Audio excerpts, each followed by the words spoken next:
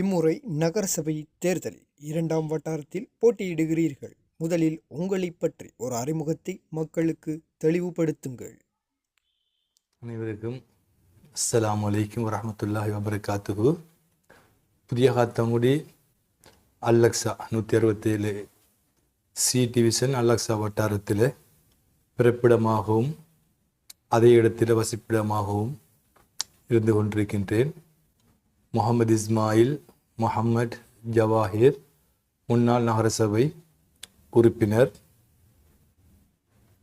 2018ஆம் ஆண்டு நகரசபை உள்ளூராட்சி மன்ற தேர்தலுக்கு ஹிஸ்புல்லா சார் அவர்களுடைய கட்சியில் போட்டியிட்டு அப்பிரதேசத்தில் வெற்றி பெற்று அந்த மக்களுக்காக என்னால் முடியுமான பல அபிவிருத்தி பணிகளை அந்த மக்களுக்கு நான் செய்திருக்கின்றேன். அல்ஹம்துலில்லாஹ். ஆரம்ப காலம் சிறு வயது தொடக்கம் சமூக சேவைகள், ஒரு அனர்த்தங்கள் வருகின்ற போது எமது பிரதேச மக்களுக்காகவும் எமது ஊரினுள்ள மக்களுக்காகவும் தன்னால் முடியுமான உதவிகளை நான் செய்திருக்கின்றேன். இம்முறை தேர்தல் மிகவும் சவாலாக காணப்படும். அதன் அடிப்படையில் இந்த தேர்தலை சவாலை நீங்கள் எவ்வாறு முகம் கொடுக்க போகின்றீர்கள்? 2018ஆம் ஆண்டும் பல அரசியல் கட்சிகளும் பல சுயேட்சை குழுக்களும் காத்தாங்குடி முழுவதுமாக போட்டியிட்டாங்க. அப்போது நாங்கள் அல்லாஹ்வினுடைய உதவியோடு அவனுடைய நாட்டத்தின் பிரகாரம் 10 வட்டாரங்களை கைப்பற்றினோம். ஒவ்வொரு தேர்தல் மேடைகளிலும் மக்களுக்கு எங்களுடைய கடந்த கால செயற்பாடுகள், கடந்த கால வேலைகள், எதிர்காலத்தில் நாங்கள் நம் மக்களுக்காக செய்ய வேண்டிய வேலைகள், தேவைகள் அனைத்தையும் முன்வைச்சு எங்களுக்கு நீங்கள் 10 வட்டாரங்களிலும் வாக்களிக்கின்ற போது 10 வட்டாரங்களில் நாங்கள் முழுமையாக கைப்பற்றி இந்த மக்களுக்கு தேவையான அனைத்து விடயங்களையும் மேற்கொள்வோம் என்பதை உறுதியாக ஒவ்வொரு தேர்தல் பிரச்சாரங்கள் மேடைகளில் கூறி வந்தோம். அல்ஹம்துலில்லாஹ். அல்லாஹ்வுடைய நாட்டத்தின் பிரகாரம் அல்லாஹ் எங்களுக்கு துணையாக இருந்தான். நாங்கள் சொன்ன வாக்குறுதிகள் அனைத்தும் நிறைவேறியது, இன்னும் நிறைவேற்றப்பட வேண்டியிருக்கின்றது. அந்த வகையில் முழுமையாக எமது ஊர் பிரதேச மக்கள் எமது கட்சிக்கு ஆதரவளித்து 10 வட்டாரங்களையும் வெற்றியேற்றுவதற்கு உதவியாக இருந்தார்கள். அதே போன்று இந்த முறை தேர்தலிலும் 10 வட்டாரங்களை இன்ஷா அல்லாஹ் கைப்பற்றுவோம் என்ற நம்பிக்கை எங்களுக்கு முழுமையாக இருக்கின்றது. அல்லாஹு தாலாவுடைய நாட்டத்தின் பிரகாரம் எமது மக்கள் முழுமையாக எமது தலைமைத்துவமாகிய மட்டக்களப்பு மாவட்ட கௌரவ பாராளுமன்ற உறுப்பினர் அல்ஹாஜ் ஹிஸ்புல்லா சார் அவர்கள் மீது முழு நம்பிக்கை வைத்திருக்கின்றார்கள். கடந்த பாராளுமன்ற தேர்தலிலும் இந்த ஊர் மக்கள் அனைவரும் ஒன்று சேர்ந்து கட்சி வேறுபாடுகளுக்கு அப்பால் முழுமையாக எமது மாவட்டத்தினுடைய, எமது ஊரினுடைய, எமது பிரதிநிதித்துவத்தை இந்த மண்ணிலிருந்து பெற்றெடுப்பதற்காக வேண்டி அதிகமான வாக்குகளை அளித்து எமது பாராளுமன்ற உறுப்பினர் ஹிஸ்புல்லா சார் அவர்களை தெரிவு செய்திருந்தார்கள். அதே போன்று இந்த 2025ஆம் ஆண்டு நகரசபை தேர்தலிலும் இன்ஷா அல்லாஹ் முழுமையாக கட்சி வேறுபாடுகளுக்கு அப்பால் எமது தலைமைத்துவத்தின் கீழ் வைத்திருக்கின்ற நம்பிக்கையின் பிரகாரம் அந்தந்த வட்டாரங்களில் மிகவும் நேர்மையான சமூக சேவையுள்ள படித்த கௌரவத்துக்கு உரிய வேட்பாளர்கள் களமிறங்கப்பட்டிருக்கின்றார்கள். அந்தந்த வட்டாரத்தைச் சேர்ந்த சகோதரர்கள் ஹிஸ்புல்லா சார் அவர்களுடைய ஸ்ரீலங்கா முஸ்லிம் காங்கிரஸ் கட்சி மரச்சின்னத்தில் போட்டியிடுகின்ற 10 வேட்பாளரை இன்ஷா அல்லாஹ் கடந்த காலம் போன்று இந்த முறையும் வெற்றி பெற செய்வார்கள் என்ற நம்பிக்கை 100க்கு 100% இருக்கின்றது. சவால்கள் என்பது ஒரு பிரச்சனை அல்ல. காத்தாங்குடியில் 10 வட்டாரங்களை எடுத்துக்கொண்டோம் என்று சொன்னால் ஏனைய வேட்பாளர்களை விட ஒரு வாக்கினும் கௌரவ பாராளுமன்ற உறுப்பினர் ஹிஸ்புல்லா சார் அவருடைய மரச்சின்னத்தில் போட்டியிடுகின்ற கௌரவத்துக்குரிய வேட்பாளர்கள் அனைவரும் வெற்றியீட்டு எதிர்காலத்தில் ஒரு தரமான பலமிக்க நகர சபையில் உருவாக்குவோம் என்பதனையும் நாங்கள் இந்த இடத்தில் கூறிக்கொள்ள விரும்புகின்றோம். கடந்த தேர்தலின் பின் நகர் சபை ஊடாக நீங்கள் மக்களுக்கு என்ன சேவைகள் செய்தீர்கள்? அல்ஹம்துலில்லா 2018ஆம் ஆண்டு தேர்தலில் நான் புதிதாக தெரிவு செய்யப்பட்டு சில வாக்குறுதிகளை மக்களுக்கு அளித்திருந்தேன். அந்த வகையில் நான் தெரிவு செய்யப்பட்டு நகரசபைக்கு தெரிவாயினத்துக்கு பிறகு நான் நகரசபை ஊடாக பல வேலை திட்டங்களை நான் செய்திருக்கின்றேன். அதே போன்று எமது தலைமைத்துவமாகிய கௌரவ மட்டக்களப்பு மாவட்டத்தினுடைய ஸ்ரீலங்கா முஸ்லிம் காங்கிரஸுடைய பாராளுமன்ற உறுப்பினர் ஹாஜ் எம்எல்ஏ ஹிஸ்புல்லா சார் அவர்கள் அதிகாரத்தில் இருக்கின்ற போது நிறைய வேலை திட்டங்களை எமது மக்களுக்காக நான் செய்திருக்கின்றேன். பல கான்கிரீட் வீதிகள், இன்டர்லாக் வீதிகள், உள்ளக இன்டர்னல் ரோட், அதே போன்று பாடசாலையில் பல கோடி ரூபாய் நிதிகளை நாங்கள் பாடசாலை எனது வட்டாரத்தில் இருக்கின்ற அஸ்ஹதா பாடசாலைகளுக்கு பல கோடி ரூபாய்களை நாங்கள் கொடுத்து அந்த கட்டடங்களை கட்டுவதற்கும் மலசலக்கூடங்களை அமைப்பதற்கும் பள்ளிவாயினுடைய கட்டுமான பணிகள் உட்கட்டமைப்பு வேலைகளுக்காக பல மில்லியன் ரூபாய்களை நாங்கள் எமது பிரதேசத்தில் உள்ள பள்ளிவாயலுக்கு நாங்கள் வழங்கியிருக்கின்றோம்.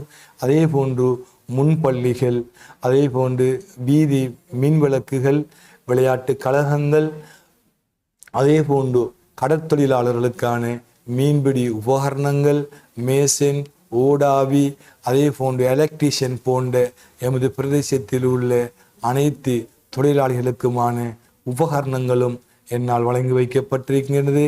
அதே போன்று எமது பிரதேசத்தில் வாழ்வாதாரங்கள் மிகவும் கஷ்டமான குடும்பங்களை சேர்ந்த சகோதரர்கள், சகோதரிகள், தாய்மார்களை இனங்கண்டு வாழ்வாதாரத்தை அன்றன்றம் கட்டியெழுப்பக்கூடிய, அவங்களுக்கு வருமானம் தரக்கூடிய உபகரணங்களை வழங்கி இன்ஷா அல்லாஹ் நாங்கள் அவங்களுக்கும் உதவியாக நாங்கள் இருந்திருக்கின்றோம் என்பதனை நான் இந்த இடத்தில் கூறிக்கொள்ள விரும்புகின்றேன்.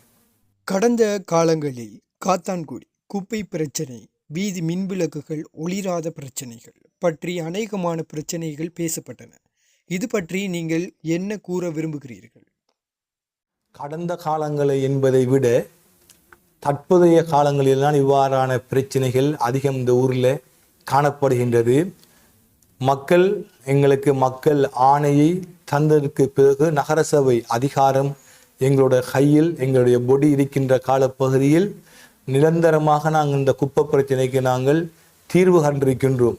ஏனென்று சொன்னால் நவீன முறைகளை இந்த குப்பைகளை நாங்கள் எவ்வாறு உக்க வச்சு கொம்ப செய்யக்கூடிய திட்டம் ஒன்றை நாங்கள் மேற்கொள்வதற்காக வேண்டி நகரசபையை சேர்ந்த கௌரவத்துக்குரிய சில உறுப்பினர்கள் பல லட்சம் ரூபாய்களை எங்களுடைய சொந்த நிதிகளை நாங்கள் பயன்படுத்தி சிங்கப்பூர் சென்று எவ்வாறு சிங்கப்பூரிலே இந்த குப்பை பிரச்சனைக்கு தீர்வு கண்டிருக்கின்றார்களோ அந்த வகையில் நேரடியாக நாங்கள் கள விஜயம் ஒன்றை மேற்கொண்டிருந்து அங்கு செய்வதை போன்று இங்கும் காத்தாங்குடியிலே குப்பை பிரச்சனை என்பது மிகவும் ஒரு பிரதான பிரச்சனையாக காணப்பட்டது. ஒரு கொம்பை செய்யக்கூடிய ஒரு பெரிய ஒரு கவசிமா எங்கள் செல்லக்கூடிய ஒரு பிளான்ட் ஒன்றை நாங்கள் கொள்வனவு செய்து கிழக்கு மாகாணத்தில் கூட அந்த கவசிமா கொம்பை செய்யக்கூடிய பிளான்ட் எங்கேயும் இல்லை. காத்தாங்குடிக்கு நாங்கள் இருக்கின்ற அந்த நகரசபை பொடி கால பகுதியிலேயே நாங்கள் அவ்வாறான திட்டங்களை அந்த நவீன மெஷினை கொண்டு வந்து காத்தாங்குடியில் எடுக்கப்படுகின்ற அந்த குப்பைகளை நாங்கள் பயன்படுத்தி கொம்பை செய்து அந்த கொம்பஸும் பல லட்சம் ரூபாய்களுக்கு மாதாந்தம் விற்பனை செய்யக்கூடிய ஒரு நிலைமைகளையும் நாங்கள் இந்த காத்தாங்குடியில் நாங்கள் உருவாக்கி அதற்கான தீர்வையும் நாங்கள் எங்களுடைய அந்த தவிசாளர் தலைமையிலான அந்த நிர்வாக கட்டமைப்பு நாங்கள் செய்து கொடுத்தோம். மின்விளக்குகள் எந்த பிரச்சனைகளும் இல்லாதல் எங்களுக்கு முறைப்பாடுகள் வருகின்ற போதும் ஒவ்வொரு மெம்பர்மாரும் 10 வட்டாரங்களையும் ஒளிராத மின்விளக்குகளை நாங்கள் அடையாளப்படுத்தி அதற்கான மின்விளக்குகளையும் நாங்கள் பொருத்தி பிரதான வீதிகள், உள்ளக வீதிகளில் இருக்கின்ற அனைத்து மின்விளக்குகளையும் நாங்கள் சரிபார்த்து எவ்வித பிரச்சனையும் இல்லாதவாறு எங்களுடைய நிர்வாக கட்டமைப்பை நாங்கள் செய்திருக்கின்றோம். இவ்வாறு அந்த நிர்வாக கட்டமைப்பு எங்களுடைய கால எல்லைகள் முடிந்து நகரசபை காலம் முடிவடைந்ததுக்கு பிறகுதான் இந்த குப்பை பிரச்சனை, லைட் பிரச்சனைகள் இந்த அதிகமாக காணப்படுகின்றது. உண்மையில் நீங்கள் கேட்பது போன்று இவ்வாறான பிரச்சனைகள் அதிகம் காணப்படுகின்றது. இவ்வாறான பிரச்சனைகளுக்கு தற்போதைய காலப்பகுதியில் தீர்வு காணுவது நகர சபை செயலாளர்களுடைய அந்த நிர்வாக கட்டமைப்பு தான் செய்ய வேண்டும். நாங்களும் முன்னாள் நகரசபை என்ற உறுப்பினர் என்ற ரீதியில் எங்களுக்கு வருகின்ற முறைப்பாடுகளை நாங்கள் மேற்கொண்டு எங்களுடைய பகுதியில் குப்பை மெஷின்கள் வரலை என்று சொன்னால் உரிய நபர்களுக்கு நாங்கள் அறிவித்து அந்த மெஷின்களை நாங்கள் வரவழைச்சு அந்த குப்பைகளை எடுத்து செல்வதற்கான ஏற்பாடுகளை நாங்கள் செய்து கொடுத்து கொண்டிருக்கின்றோம். அதே போன்று ஒளிராத மின்விளக்குகளை எங்களுடைய சொந்த நிதிகளிலும் நகரசபை ஊழியர்கள் ஊடாகவும் நகரசபை ஊடாகவும் நாங்கள் அந்த மின்விளக்குகளை ஒளிர வைத்து கொண்டிருக்கின்றோம். இவ்வாறான பிரச்சனைகள் தற்பொழுது காலப்பகுதியில் காணப்படுகிறது என்றால் எந்த நகரசபை உறுப்பினர்களுக்கு மீது எங்களுக்கு பொறுப்பில்லை. ஆகவே நகரசபை செயலாளர், நகரசபை நிர்வாக கட்டமைப்பு இதுக்கு தற்போதைய சூழலில் இதுக்கு தீர்வு காண வேண்டும் என்பதையும் நாங்கள் உங்களிடத்தில் கூறிக்கொள்ள விரும்புகின்றோம். எதிர்காலங்களில் எங்களுக்கு அதிகாரங்கள் கிடைக்கின்ற போது கடந்த காலங்களில் எவ்வாறு இந்த பிரச்சனைகளுக்கு நாங்கள் தீர்வு கண்டோமோ அதைவிட மேலான முறையிலே விட்ட தவறுகள் ஏதும் இருந்தால் அதை நிவர்த்தி செய்து ஒழுங்கான ஒரு நிர்வாக கட்டமைப்புடன் இவ்வாறான வேலைகளை நாங்கள் செயற்படுத்துவோம் என்பதை கூறிக்கொள்ள விரும்புகின்றேன். ஒரு நகரசபையின் மெம்பரின் அதிகாரங்கள் என்ன என்பதை தெளிவுபடுத்துங்கள். நகரசபை நிர்வாக கட்டமைப்புங்கிறது ஒரு செயலாளருக்கு கீழே காலங்காலமாக அந்த நகரசபையை வழி நடத்துவாங்க. அந்த நிர்வாக கட்டமைப்பு போய்கொண்டே இருக்கும். ஒரு 4 வருடத்துக்கு பின்புதான் நகரசபை தேர்தல் வரும் அல்லது சில வருடங்கள் மேலதிகமாக போகலாம். போகின்ற போது இந்த நகரசபை தேர்தல் அறிவிக்கப்பட்டு நகரசபைக்கான ஒரு பொடி உண்டு, மக்கள் பிரதிநிதிகள் வருகின்ற போது அங்கு 2 நிர்வாக கட்டமைப்புகள் காணப்படும். ஒன்று நகரசபை நிர்வாக கட்டமைப்புங்கிறது அது அதுக்கான உத்தியோகத்தர்கள், அதுக்கான செயலாளருக்கு கீழே அந்த நகரசபை நிர்வாக கட்டமைப்பு செயற்படும்.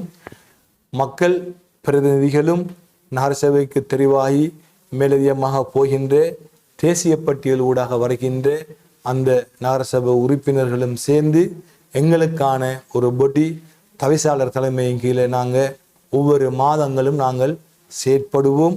மாதாந்த கூட்டங்கள் நகரசபையில் நடைபெறும்.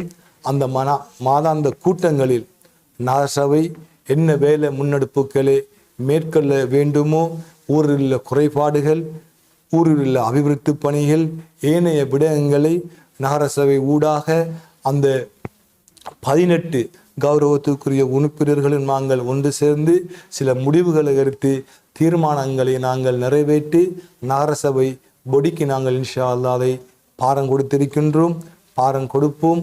அதே போன்று நிர்வாக கட்டமைப்பு என்பது அந்த நகரசபை செயலாளருக்கு கீழ் ஒரு நிர்வாக கட்டமைப்பு ஆஃபீஸ் நிர்வாகம் இருக்கும்.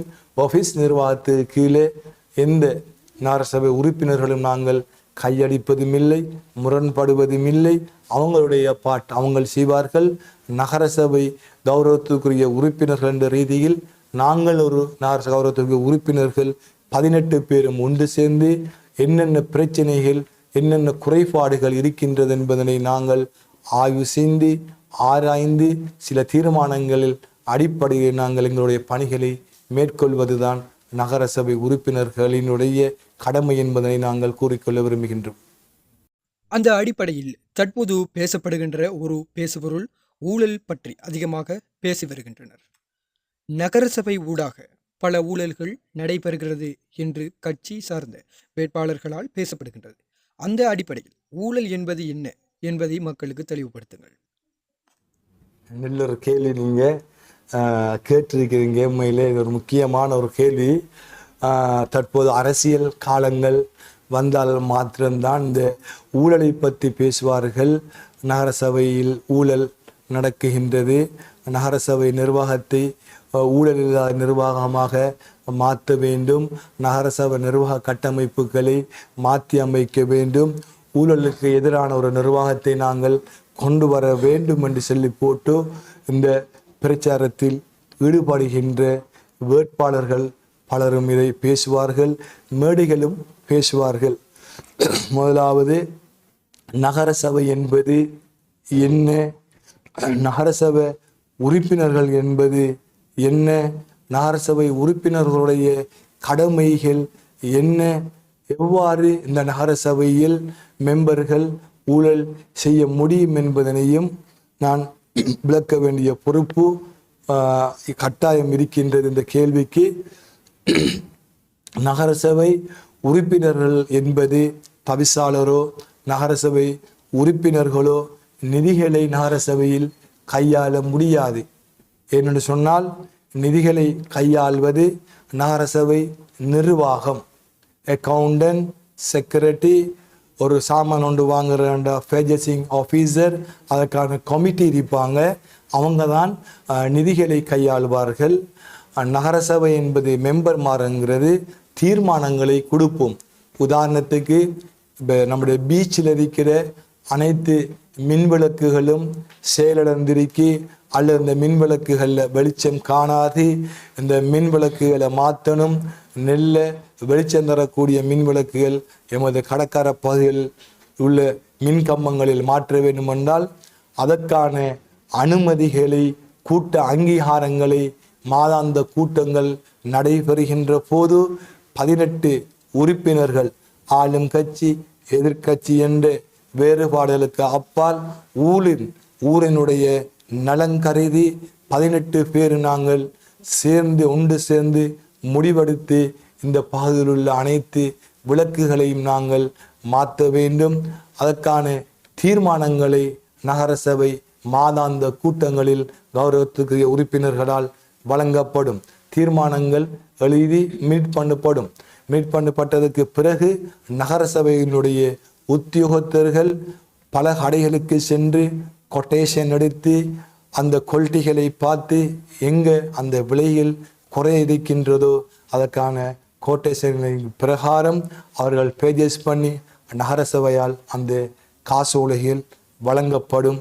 அப்போ எப்படி இந்த கௌரவத்துக்குரிய உறுப்பினர்கள் நிதிகளை கையாள இயலும், அடுத்தது எப்படி மோசடி செய்ய இயலும் என்பதனை நான் உங்களிடத்தில் ஒரு கேள்வியாக இதை நான் விடுகின்றேன். அதே போன்று இப்போ காத்தாங்குடி நகர சபைக்கு ஒரு அவசரமாக ஒரு டிராக்டர் மிஷின் ஒன்று வாங்க வேண்டும் என்று நாங்கள் உதாரணத்துக்கு எடுத்துக்கொள்வோம்.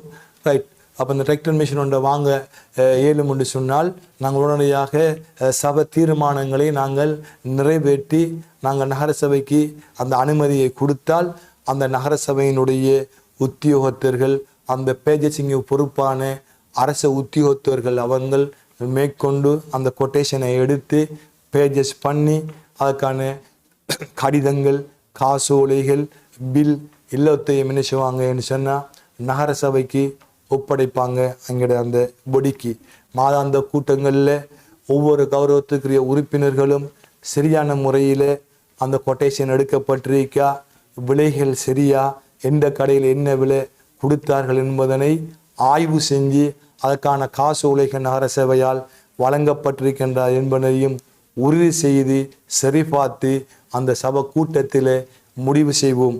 ஏதாவது பிழைகள் என்றால் அந்த இடத்துல கௌரவத்துக்குரிய உறுப்பினர்களால் கேள்விகள் எழுப்பப்பட்டு அதற்கான தீர்வுகள் காணப்படும். இவ்வாறு இருக்கையில் எவ்வாறு ஒரு நகரசபை உறுப்பினர் நகரசபை ஊடாக நிதிகளை கையாள இயலும், எவ்வாறு மோசடி செய்ய இயலும் என்பதை நான் உங்களிடத்தில் கூறிக்கொள்ள விரும்புகின்றேன்.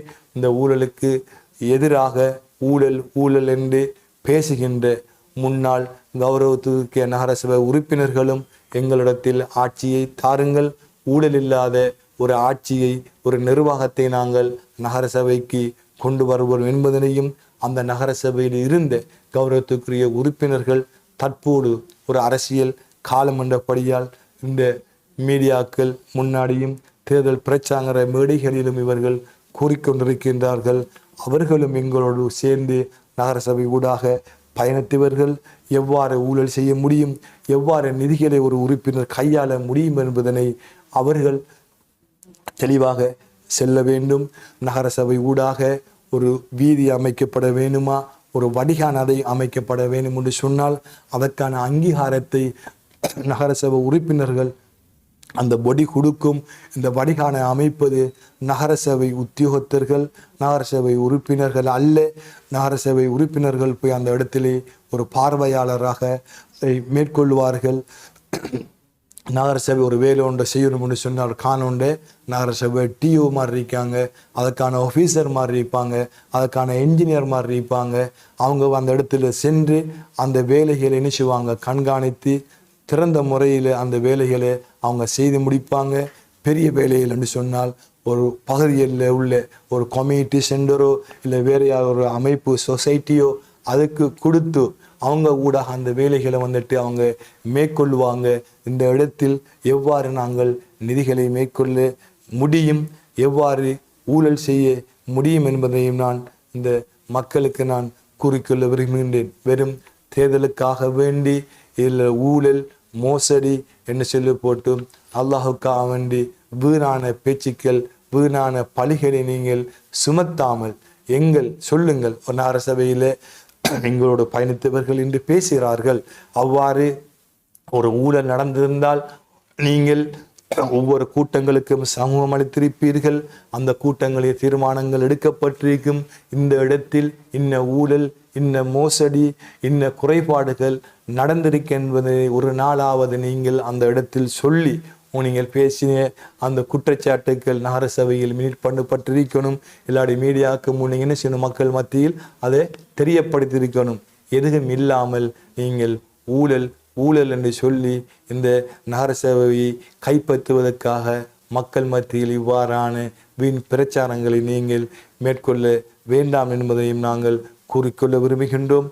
நகரசபை என்பது இந்த ஊரிலே உள்ள ஒரு முக்கியமான ஒரு சபையாக இருக்கின்றது. யார் ஊழல் செய்தாலும் தண்டிக்கப்பட வேண்டும். ஊழல்வாதிகளுக்கு பின்னால் நாங்களும் பயணிக்க முடியாது. அவ்வாறு ஏதாவது நீங்கள் இருந்த காலப்பகுதியிலும் நாங்கள் இருந்த காலப்பகுதியிலும் ஊழல்கள் நடைபெற்றிருந்தால் நீங்கள் பகிரங்கமாக இன்ன அபிவிருத்தியில், இன்ன திட்டத்தில் நகரசபை ஊடாக சேமனோ மெம்பர்மாரோ இல்லை ஆஃபீஸ் நிர்வாக கட்டமைப்புகளோ நீங்கள் செய்திருந்தால் பகிரங்கப்படுத்துங்கள். அதிலிருந்து நாங்களும் ஒதுங்கிக் கொள்வோம். ஊழல்வாதிகளுக்கு பின்னால் நாங்களும் செல்ல வேண்டிய எந்த அவசியம் தேவைப்பாடுகளும் இல்லை என்பதனையும் நான் கூறிக்கொள்ள விரும்புகின்றேன். நகரசபை என்பது நிர்வாக கட்டமைப்பு என்பது வேறு, நகரசபை மெம்பர் கட்டமைப்புங்கிறது வேறு. நிதிகளை கையாள்வது நகரசபை உறுப்பினர்கள் அல்ல, ஆஃபீஸ் நிர்வாகம் என்பதனை அந்த நிதிகளை கையாளும் என்பதை இந்த இடத்தில் நான் கூறிக்கொள்ள விரும்புகின்றேன். கடந்த நகரசபையில் தோல்வியுற்ற 8 நபர்களும் நகரசபையில் உள்வாங்கப்பட்டார்கள். அந்த 8 நபர்களதும் ஒத்துழைப்பு உங்களுக்கு கிடைக்கப்பெற்றதா? கடந்த 2018ஆம் ஆண்டுக்கு முன்பு நகரசபை என்பது ஒரு பெரிய ஒரு பாராளுமன்றம் போன்றுதான் அந்த நகரசபை நடைபெறுவதாகவும் ஆளுங்கட்சி எதிர்கட்சி என்ற தரப்புகள் நகரசபையில் இருப்பதாகவும் கூட்டங்களின் போது மாதாந்த கூட்டங்களின் போது கைகலப்புகளும் பல பிரச்சனைகளும் உருவாகுவதாகவும் நாங்கள் கேள்விப்பட்டிருக்கின்றோம். கண்ணால் காணவில்லை. நகரசபை கூட்டங்கள் பிரச்சனைப்படுறது, விமர்சனங்கள் வாரது, இப்படி கைகலப்புகள் வாரது, உறுப்பினர்கள் வெளியேற்றப்படுவது என்பதெல்லாம் நாங்கள் கேள்வியுற்றிருக்கின்றோம். அல்ஹம்துலில்லாஹ் நாங்கள் 2018ஆம் ஆண்டு நகரசபைக்கு தெரிவு செய்யப்பட்டதற்கு பின்பு அந்த 2018ஆம் ஆண்டு வந்த அந்த நிர்வாக கட்டமைப்பு தவிசாளர் கீழே நாங்களும் பயணித்திருக்கின்றோம்.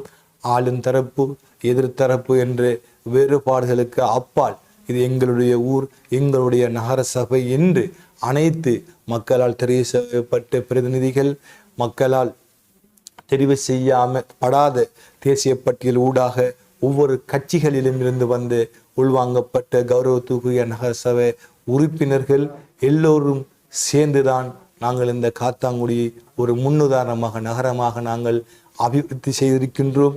எங்களுக்கு எந்த வேறுபாடுகள், கட்சி முரண்பாடுகள் இல்லாமல் எல்லோரும் கௌரவத்துக்குரிய உறுப்பினர் என்ற வகையிலே நாங்கள் இந்த ஊருடைய அபிவிருத்திகளுக்கு நாங்கள் முழுமையாக அனைவரும் ஒன்றிணைந்து இந்த ஊரை ஒரு முன்னுதாரணமான ஒரு ஊராக நாங்கள் மாற்றி அமைத்திருக்கின்றோம். அந்த வகையில் ஏதாவது நகர சபையில் ஒரு முக்கியமான குழுக்கள் அமைக்கப்பட்டால் ஆளுங்கட்சி என்றில்லாமல் எதிர்க்கட்சி என்றில்லாமல் ஏனைய கட்சிகளுடைய முக்கிய உறுப்பினர்களும் உள்வாங்கப்பட்டு அந்த குழுக்கள் ஊடாக அமைக்கப்பட்டு பல வேலை முன்னெடுப்புகளை நாங்கள் இன்ஷா அல்லாஹ் செய்திருக்கின்றோம் என்பதையும் நான் கூறிக்கொள்ள விரும்புகின்றேன். அனைத்து உறுப்பினர்களும் எங்களுக்கு முழுமையான ஆதரவை தந்திருக்கின்றார்கள். எந்தவித எதிர்ப்புகளும் இல்லை. நாங்கள் நகரசபை 4 வருடங்கள் நாங்கள் நகரசபை ஊடாக பயணித்து மீண்டும் 1 வருட காலம் எங்களுக்கு நீடிப்பு செய்யப்பட்டு அதனூடாகவும் நாங்கள் 5 வருடம் நாங்கள் நகரசபை ஊடாக இந்த மக்களுக்காக, இந்த ஊருக்காக, இந்த ஊருடைய அபிவிருத்திகளுக்காக நாங்கள் எமது மாவட்டத்தினுடைய பிரதிநிதித்துவம் இழக்கப்பட்ட போதும், அபிவிருத்திகள் நடைபெறாத போதும் நகரசபை தவிசாளருக்கு கீழுள்ள அந்த நிர்வாக கட்டமைப்பு, அந்த அனைத்து உறுப்பினர்களும் ஒன்று சேர்ந்து மத்திய அரசாங்கத்திலிருந்து பல கோடிக்கணக்கான ரூபாய்களை இந்த மண்ணுக்கு கொண்டு வந்து இந்த ஊரை அழகுபடுத்தி பல வேலை திட்டங்களை நாங்கள் ஒற்றுமையான முறையிலே நாங்கள் செய்திருக்கின்றோம் என்பதனையும் நாங்கள் கூறிக்கொள்ள விரும்புகின்றேன். தற்பொழுது ஊழல் என்று பேசப்படுகின்ற முன்னாள் கௌரவத்துக்குரிய சில கட்சிகளுடைய முன்னாள் உறுப்பினர்களும் இந்நாள் வேட்பாளர்களும் ஊழல் என்று வெறுமனே பொய் பிரச்சாரங்களை பேசிக்கொண்டிருக்கின்றார்கள். மதிப்புக்குரிய நல்லாட்சிக்கான தேசிய முன்னணிய தவிசாளர் அப்துல் ரஹ்மான் சார், அதே போன்று சபீல் நலீமி, அதே போன்று இர்சாத் ஹாஜியார், இல்மி அஹமத் லப்பை, அதே போன்று ஃபிர்தோஸ் நலீமி, ஜௌஃபர் கான், ஏனைய கட்சி முஹைதீன் சாலி, ஏனைய கட்சிகளுடைய முக்கியமான கௌரவத்துக்குரிய நகரசபை உறுப்பினர்கள் நாங்கள் ஆளுங்கட்சி எதிர்க்கட்சி என்று பாராமல் இந்த ஊரினுடைய அபிவிருத்திகளுக்காகவும் ஏனைய மார்க்க விளிமியங்களை பேணி முன்னடத்தி செல்லக்கூடிய ஒரு சமுதாயத்தை இந்த மண்ணிலே உருவாக்க வேண்டுமென்று பல கூட்டங்களை நாங்கள் போட்டு ஒற்றுமையுடன் இந்த ஊரை கட்டியெழுப்ப வேண்டும், இந்த ஊருடைய பாதுகாப்பை உறுதி செய்யப்பட வேண்டும் என்பதை அனைத்து உறுப்பினர்களும் எங்களுக்கு அரசியல் கலாச்சாரங்கள், அரசியல் குருதங்களை மறந்து எமது நகரசபை, எமது ஊர் என்ற ரீதியில் நாங்கள் அனைவரும் ஒற்றுமையான முறையில் நாங்கள் பயணித்திருக்கின்றோம். நான் சொன்ன அனைவரும் எங்களோடு இருந்து பயணித்தவர்கள், அனைவரும் ஒற்றுமையாக நாங்கள் பயணித்தவர்கள்.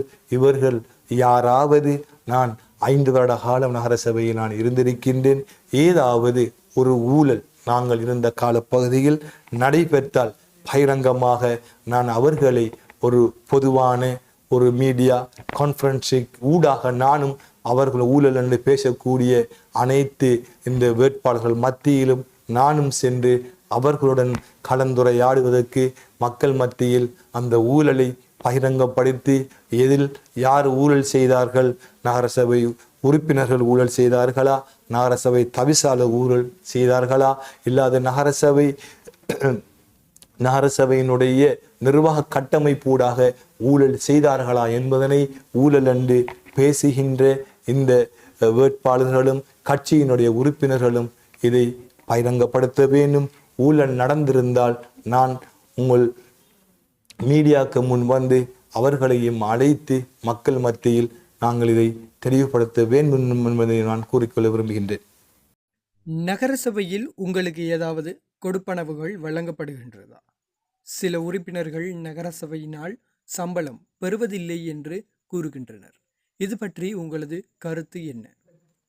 நகரசபை என்பது ஒரு உறுப்பினருக்கு வந்துட்டு காத்தாங்குடி நகரசபை என்பது ஒரு உறுப்பினருக்கு மாதாந்த கூட்டங்களுக்கு நாங்கள் சமூகம் அளித்திருந்தால் 15,000 ரூபாய் அந்த மாதாந்த கொடுப்பனவு எங்களுக்கு வழங்கப்படும். அதுவும் நாங்கள் கூட்டங்களுக்கு நாங்கள் செல்லாவிட்டால் அந்த கொடுப்பனவுகள் எங்களுக்கு கிடைக்காது, அல்லது நாங்கள் சுகையினம் காரணமாக நாங்கள் இருந்தால் அதற்கான மெடிக்கல் ரிப்போர்ட்டை நாங்கள் கொடுக்குகின்ற போது எங்களுக்கு அந்த மாதாந்த கூட்டங்களுக்கான அரசாங்கத்தால் வழங்கப்படுகின்ற 15,000 ரூபாய் சம்பளங்கள் எங்களுக்கு வழங்கப்படும். அதே போன்று காத்தாங்குடியில் உள்ள 18 நகரசபை உறுப்பினர்களும் மாதாந்தம் அந்த கொடுப்பனவை அவங்க பெறுறாங்க. வந்துட்டு காத்தாங்குடி நகரசபைக்கு போய் அந்த சம்பள சீட்டை நீங்கள் எடுத்து பார்த்தீங்கன்னு சொன்னால் உங்களுக்கு விளங்கும். நீங்கள் நாளைக்கு வேணுமென்னு காத்தாங்குடி நகரசபைக்கு நீங்கள் சென்று அந்த பெறப்பட்ட சம்பளங்கள் என்ன கட்சியில் எத்தனை பேர் அந்த சம்பளங்களை பெற்றாங்கன்ற அனைத்து தகவல்களும் இருக்கின்றது. ஆனால் அவங்க அந்த சம்பள காசை எடுக்காட்டியும் அவங்களுடைய கட்சிகளுக்கு என்ன செய்வாங்க, அந்த சம்பள காசை இவங்க எடுத்து கட்சிகளுக்காக அந்த காசை கொடுத்து கட்சி ஊடாக அந்த கட்சிக்கு அந்த காசை பயன்படுத்தி அவங்க ஏதாவது தேவைகள் இருந்தால் அந்த காசிலிருந்து அவங்களுக்கான தேவைகளை அது பூர்த்தி செய்து கொள்வாங்க. ஆனால் எல்லோரும் சம்பளம் எடுக்காங்க. எல்லாரும் அரசாங்கத்தால் அது வழங்கப்படுற சம்பளம் வந்துட்டு அந்த சம்பளம் வானாண்டு சொன்னால் அந்த கட்சி உறுப்பினர்கள் அவங்களுடைய கட்சி ஊடாக உள்ளூராட்சி மன்றங்களுக்கும் அரசாங்கத்துக்கு என்ன செய்யணும், எழுத்து மூலமான கடிதங்கள் என்ன செய்யணும், அவங்க அனுப்பி வைக்கணும். வந்துட்டு எங்களுடைய கட்சியில் நாங்கள் 4 பேர் ஆக்கள் காத்தாங்குடி நகர சபையில் உறுப்பினர்களாக இருக்கும். அரசாங்கத்தால் கொடுக்கப்படுகின்ற இந்த சம்பள கொடுப்பனவு எங்களுக்கு தேவையில்லை, அரசாங்கம் வேறு தேவைகளுக்காக இந்த காசை பயன்படுத்த வேண்டும் என்று சொல்லி போட்டு அவங்க எழுத்து மூலமான கடிதங்களை அனுப்புகின்ற போது அந்த காசு அவங்களுக்கு சில நேரம் வராமல் அரசு தேவைகளுக்காக பயன்படுத்தப்படும். அவ்வாறான ஒரு நிலைமை இங்கே இல்லை. அனைவரும் மாதாந்தம் அந்த காசுகளை அவங்க சம்பளத்தை எடுக்காங்க. அவங்க சொந்தமாக அந்த காசு தேவையில்லை என்று சொன்னால் அவங்களோட கட்சி தேவைகளுக்காக அவங்களோட கட்சியை வளர்க்குறதுக்காக வேண்டி அந்த காசுகளை அவங்க பயன்படுத்தி கொள்ளுவாங்க. இப்போ நாங்களும் எடுக்கின்ற சம்பளங்களை எங்களுடைய பிரதேசத்தினுடைய சில தேவைகளுக்காக நாங்கள் அதை பயன்படுத்தி கொள்வோம். நாங்கள் மீடியாவுக்கு முன்னுக்கு வந்து நாங்கள் சம்பளம் எடுக்கிறலே என்று சொல்லி இந்த ஃபேஸ்புக்கு மீடியாவுக்கு முன்னுக்கு நாங்கள் என்ன செய்கிறல, நாங்கள் இதில் ஒரு அறிக்கையில் விடுதலை நாங்கள் 15,000 ரூபாய் நாங்கள் சம்பளம் எடுத்தோம்னு சொன்னால் குறைஞ்சது 1,00,000 ரூபா காசு மாதாந்தம் இந்த மக்கள் தேவைகளுக்காக எங்களோட பிரதேசத்தில் அதை நாங்கள் பயன்படுத்துவோம். அல்ஹம்துலில்லாஹ் நாங்கள் சொந்தமாக உழைக்கின்ற காசுகள் ரீக்கி நாங்கள் இதில் கொடுத்து போட்டு இந்த ஃபேஸ்புக் ஃபோட்டோ மீடியாவுக்கு முன்னாடியெல்லாம் நாங்கள் என்ன சில கொடுத்து நாங்கள் விளம்பரம் பெற வேண்டும் என்ற நோக்கம் தேவைகள் எங்களுக்கு இல்லை. அல்ஹம்துலில்லாஹ் நாங்கள் கஷ்டப்படுற காசுகள் உழைக்கின்ற காசுகளை நாங்கள் மக்கள் தேவைகளுக்காக நாங்கள் முடியுமான அளவு நாங்கள் அதில் பயன்படுத்தி மக்களுக்காக நாங்கள் சேவைகளை நாங்கள் செய்து கொண்டிருக்கின்றோம். எந்த உறுப்பினர்களும் நகர சபையிலிருந்து காசு எடுக்காமல் விட்டதில்லை. அனைவரும் காசுகளை பெறுறாங்க. அவங்க சில கட்சி நாளைக்கு நல்லாட்சிக்கான தேசிய முன்னணி மாத்திரம் அந்த காசுகளை அவங்களோட கட்சி தேவைகளுக்காக அந்த காசுகளை பயன்படுத்தி கொள்வாங்க. ஆனால் சம்பளம் அவங்களுக்கு கொடுக்கப்படுது. காத்தான்குடி செழிப்பான ஒரு இடமாக மாற்றுவதற்கு நகர சபைக்கு நிதி எங்கிருந்து வந்தது? அந்த கடை தொகுதியில் இருக்க அந்த வருமானங்களை பெறுறது பள்ளி வாய்கள். சில ஏனைய பிரதேச சபை மாநகர சபைகளை நீங்கள் எடுத்துக்கொண்டீங்கன்னு சொன்னால் அந்த வருமானம் அனைத்து மாநகர சபை பிரதேச சபைகளுக்கு தான் போகும். காத்தாங்குடியை பொறுத்தவரையில் எல்லாமே பள்ளி வாயிலுக்குரிய காணிகளாகவும் பள்ளி வாயிலுக்குரிய கடத்தொகுதிகளாகவும் தான் காணப்படுது. காத்தாங்குடி நகர சபைக்கு வருமானங்கள் குறைவு. ஏனென்றால் அந்த நம்முடைய அந்த சோள வரிகள், டெக்ஸ், கடைக்கான வரிகள் இதுகளில் தான் இவங்க அறவிட்டு அந்த காத்தாங்குடி நகர சபைக்கு உட்கட்டமான இந்த காத்தாங்குடிக்கு தேவையான அனைத்து தேவைகளையும் வந்துட்டு இவங்க பூர்த்தி செய்கிறது. ஒரு நகர சபை என்பது ஒரு ஊரை ஒரு டெவலப் பண்ணணும் என்று சொன்னால் அந்த இருக்கின்ற பொடி, அந்த ஆளுகின்றவர்கள், அந்த நகர சபையை ஆட்சி அமைக்கின்றவர்கள் என்ன செய்யணும்னு சொன்னால் இவங்க சென்ட்ரல் கவர்மெண்ட் இருந்து அந்த காசுகள் என்ன செய்யணும், உள்ளூராட்சி மன்றங்களுக்கும் அந்தந்த நகர சபைகளுக்கும் சில அபிவிருத்தி பணிகளுக்காக காசுகளை ஒதுக்கீடு செய்வாங்க. அது ஒரு வருடத்துக்கு ஒருக்காத்தான் சில வேலைகள் வந்துட்டு வரும். நம்மளோட ஊரை பொறுத்தலையில் ஒரு வருடத்துக்கு ஒரு வேலை 2 வேலைகள் நாங்கள் அந்த ஊரை எந்த அளவு அபிவிருத்தி செய்ய முடியாது, நகர சபையாக செய்ய முடியாது, ஒரு வேலை வாய்ப்புகளை நாங்கள் கொடுக்க முடியாது. முதலாவது என்ன செய்யணும்னா ஒரு அரசியல் அதிகாரம் தேவை. அந்த ரீதியில் இந்த ஊரில் மதிப்புக்குரிய எமது அரசியல் தலைமை கௌரவத்துக்குரிய பாராளுமன்ற உறுப்பினர் ஹிஸ்புல்லா சார் அவர்கள் அதிகாரங்களில் ஒரு 30 வருட அரசியல் அனுபவங்களை கொண்டவர். அதே போன்று கௌரவத்துக்குரிய முன்னாள் நகரசபையினுடைய தவிசாளர் அதே போன்ற ஒரு அனுபவத்தையும் ஒரு மிகவும் ஒரு அனுபவமான ஒரு சேமனாக தானே அவர் காணப்பட்டார். ஹிஸ்புல்லா சார் அவர்களுடைய உதவி ஊடாக மத்திய அரசாங்கத்தில் இருக்கின்ற அந்த ஒவ்வொரு மினிஸ்ட்ரியில் கீழேயும் நிதிகள் இருந்தால் அது மதிப்புக்குரிய ஹிஸ்புல்லா சார் அவர்கள் சொல்லுவார்கள், இந்த மினிஸ்ட்ரியில் வந்துட்டு இன்ன காசுகள் இருக்கு, இந்த காசுகளை இதுக்கு நாங்கள் பயன்படுத்தலாம், போய் அந்தந்த செயலாளர்களை நீங்கள் பிடிச்சி உங்களோட தேவைகளை பூர்த்தி செய்வோம் என்று சொல்லி போட்டு சார் அவர்களும் எங்களுக்கு முழுமையாக ஒத்துழைப்பு தந்திருக்கின்றார்கள். அதே போன்று நாங்கள் கௌரவத்துக்குரிய தவிசாளர்கள், எங்களுடைய கௌரவத்துக்குரிய உறுப்பினர்கள் நாங்கள் அந்தந்த மினிஸ்ட்ரிகளுக்கு சென்று அங்கே செயலாளர்மார்கள் ஒரு மினிஸ்டரை சந்திக்கிறதில் அந்தந்த செயலாளர்மார்களை நாங்கள் பிடிச்சி அவங்கள் ஊடாக நாங்கள் அந்த மினிஸ்ட்ரியிலிருந்து இந்த காசுகளை காத்தாங்குடி நகர சபைக்கு நாங்கள் கொண்டு வந்து இந்த ஊருடைய அபிவிருத்தி பணிகளுக்காக நாங்கள் அந்த தேவைகள் அந்த பணங்களை கொண்டு வந்து இந்த ஊருக்கு நாங்கள் செலவழித்து ஒரு முன்னுதாரணமான ஒரு சபையாக நாங்கள் மாற்றி அமைச்சிருக்கின்றோம். அதே போன்று ஏனைய பிரதேச சபை நகர சபையில் நீங்கள் பார்த்தீர்கள்ன்ற எந்தவித ஒரு அபிவிருத்திகளும் செய்யப்படாமல் ஒரு ஒரு ஒரு ஒரு எந்த டெவலப் இல்லாத ஒரு பிரதேசமாக காட்சியளிக்கின்றது. எமது பாராளுமன்ற உறுப்பினர் பதவிகள் இழக்கப்பட்ட போதும் வந்துட்டு நாங்கள் அந்த பாராளுமன்ற உறுப்பினர் அவர்களுடைய அந்த இடைவெளிகளை நாங்கள் நிரப்பி நகரசபை ஊடாக அந்த மக்கள் தந்த அந்த அங்கீகாரம் 10 வட்டாரங்களையும் நாங்கள் வென்றதன் மூலம் அந்த நகரசபையை ஆட்சி அமைக்கக்கூடிய சந்தர்ப்பத்தை மக்கள் எங்களுக்கு ஏற்படுத்தி தந்தார். அல்ஹம்துலில்லாஹ். அந்த அதிகாரங்களை முழுமையாக நாங்கள் பயன்படுத்தி மத்திய அரசாங்கத்தில் அந்த நிதிகளை நாங்கள் கொண்டு வந்து இந்த ஊரை மிகவும் சிறப்பான முறையில் நாங்கள் அபிவிருத்தி செய்து இருக்கின்றோம் என்பதை நான் கூறிக்கொள்ள விரும்புகின்றேன்.